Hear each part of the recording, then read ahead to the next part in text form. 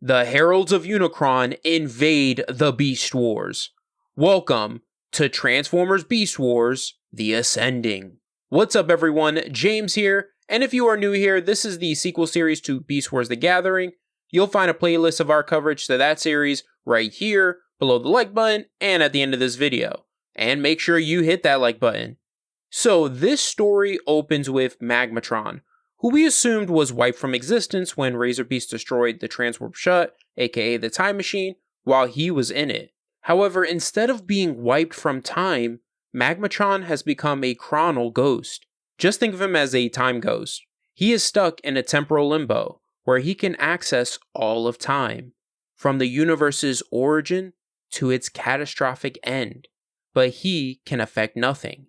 In his inner monologue, we learn repeatedly he witnesses Cybertron's destruction. He sees a being that will bring about UNICRON's return and his consumption of Cybertron.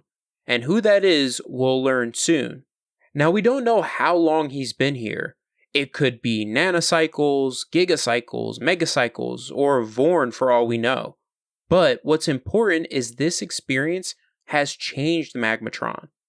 What I love about this is that Magmatron was the Transformer, the Predacon who sought to conquer Cybertron in the last series. But in this one, we'll see him try to be its protector, trying to prevent its end. From here we go to Razorbeast and the Maximals. Through his conversation with Prowl and Wolfang, we learn it's been a decacycle since Snarl sent the distress message to Cybertron. For those of you who don't know, a decacycle is 30 days. Razorbeast mentions that he's pretty sure that the message didn't reach Cybertron, because Lio Convoy, aka Leo Prime, the coolest looking Transformer ever, and the pack would have been here by now. In the last series I pronounced his name Leo Convoy, it's Lio Convoy. Anyways, when it comes to the pack, they're an elite maximal military unit led by Lio Convoy. Think of the pack as basically the Beast Wars version of the Autobots Wreckers. They're so awesome, and we are going to see them in action in this series. Now, Wolfang reminds Razorbeast that they successfully stopped Magmatron and his plans. If they're destined to be stuck in the past, then so be it. Razorbeast tells him though that he feels that isn't their destiny. He can feel someone or thing waiting for him to act. Prowl points out to him that their work here in the past still isn't over. They have something that Ravage wants. We're going to learn what that is in a second. Now from here we go to my boy, Grimlock. He's patrolling the perimeter of the Maximal base. What's kind of a weird changeup is the artist Don Figueroa changed the appearance of his dino form. I prefer how he looked in the last series, because he just looked a lot more menacing and scary to me. Anyways, Grimlock comes across the Predacons, Retrax, and Manterror. Though they both freak out at the sight of him and Retrax runs away, this was all planned. They wanted to lure away and distract one of the strongest Maximals so they could spring their trap for the rest of the Maximals at their base. Retrax triggers the explosives they secretly planted around and in the tunnels of the Maximals base. The Predacons launch their attack, and every Predacon in Ravage's forces is here. Now Razorbeast quickly deduces something isn't right, because in the decacycle up until now, the Predacons have been attacking them with hit-and-run tactics, slowly trying to wear them down. But as Razorbeast points out to the Maximals, something's changed, because this seems to be an all-or-nothing attack. Now something cool happens here. As another wave of Predacons is charging toward the Maximals, Torka comes bursting from beneath the ground, and it's awesome. He is kicking Predacon ass. Remember, Torka made his appearance in the last series. He's definitely entered my top Beast Wars Transformers list. In no particular order, if you care, it's Optimus Primal, Lio Convoy, Dinobot, Scold, I freaking love Scold, Torka, Tigerhawk, and Magmatron. Let me know in the comments below your list of your favorite Beast Wars characters. As the battle rages on, inside the Maximals base, Ravage makes his move. He's thrown all of his Predacons at the Maximals, so they would be distracted while he snuck in to steal the one thing they have that he wants, which is the Chronal Phase armbands. When he tries to grab them though, he sees it's a hologram. That's when Razorbeast shows up and says, "Did you honestly think we'd make it that easy? Can't have you interacting with Megatron and getting the time stream in even more of a tangle, can we?" Ravage gets super pissed, almost slashing through Razorbeast's chestplate, demanding to know where the chronal armbands are. He ends up cornering him, seemingly having him dead to rights. But that's when Razorbeast puts it all together. The Predacons' sudden all-out attack tactic, Ravage desperate for the chronal armbands, even Ravage hesitating to take him out until he knows where they are, when he could just kill him and search for them. He sees these are all signs Ravage is in a panic. He says, "You can't afford to wait any longer. They're leaving, aren't they? They found a way off this rock and you want to leave with them." This is where we're going to learn not only Ravage's plans, but also where this series takes place in the Beast Wars timeline. Because remember, the last series took place at the beginning of Season 3. Ravage replies, "Not quite. The Beast Wars are over. Optimus Primal and his crew won. They're now preparing to take Megatron back to Cybertron on a refitted Autobot shuttle. I intend to free Megatron, and then together we'll kill every last Maximal on this planet." So, basically, in that decacycle between this series and the last, the end of the Beast Wars took place. Now, Razorbeast has Snarl attack Ravage from behind, and they both successfully take him down. Meanwhile, Magmatron from his temporal limbo watches this all take place. And even though I mentioned that he's changed, he still has a slight grudge against Razorbeast. Because in his inner monologue, he compliments how resourceful and capable Razorbeast is. However, he still would joyfully tear him apart if he could. He says, "However, here and now, in this altered state, he's perhaps my and Cybertron's last hope." Magmatron moves through time, returning to when the Maximals were sending the distress signal during the last big battle. Though Snarl did successfully send the signal carrying a message of Magmatron's plans, we learn it never reached Cybertron. Magmatron says in his inner monologue, "The transwarp signal is destined to degrade and ultimately lose cohesion entirely, never reaching its destination, unless I ensure it does." Using his temporal presence, Magmatron makes sure the signal reaches Cybertron this time. This is weird that this happens because earlier we learned that he can't affect nothing, but it seems in some circumstances he can. At Cybertron, Lyle Convoy receives the message that states, "Magmatron recruiting on Earth, an imminent main strike, Cybertron." And I love how Lyle Convoy is straight to business. He says, "Mach kick, gather the pack, and drill nuts, fire up the transwarp cruiser." Magmatron mentions that their urgent resolve gives him hope, but he wonders if it is too late. Because elsewhere, on Cybertron, in a place dedicated to death and dismay, Magmatron says, a tyrant contemplates his imminent ascension to demigodhood, unaware that he is a means to an end, a puppet dancing to another's tune. Angolmois, Shokaract, UNICRON, a trinity of chaos. We see the Heralds of UNICRON, the Blentrons, using Angolmois energy, have brought about the rise of Shokaract, who will bring about the ascension of UNICRON. Now, there are a few things I have to explain here because the story doesn't, unfortunately. It assumes you're already familiar with all this. First, the Blentrons. They first appeared in the sequel to the Japanese animated series Beast Wars 2, Beast Wars Neo. They're monstrous transformers that are all fusers, who are devoted to UNICRON. Remember, a fuser is a transformer whose alternate mode is a fusion of two or more creatures. The Blentrons have beaten both Big Convoy and Magmatron with ease, so they're no joke. The main members of the Blentrons are Elforca, Drancron, and Ratarata. Second, Angolmois energy was a concept introduced in Beast Wars 2. Now, if you want a detailed history of the concept, I highly recommend checking out Chris McFeely's video, The Basics on Dark Energon. It's really informative. In general, Angolmois energy is an ancient, powerful, divine energy. It's the same energy that's within the Matrix of Leadership.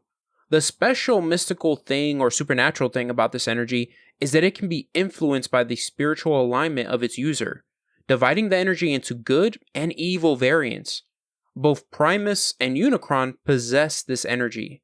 Primus's Angolmois energy is a purifying force of wisdom and life, whereas Unicron's is extremely chaotic and corruptive. Finally, I need to talk about Shokaract. Now, for you keen-eyed or very knowledgeable Transformer fans, you may notice or know he looks very similar to Rampage, because he originated as a BotCon exclusive that was a recolor of Beast Wars Rampage. Make no mistake though, they're two totally different characters.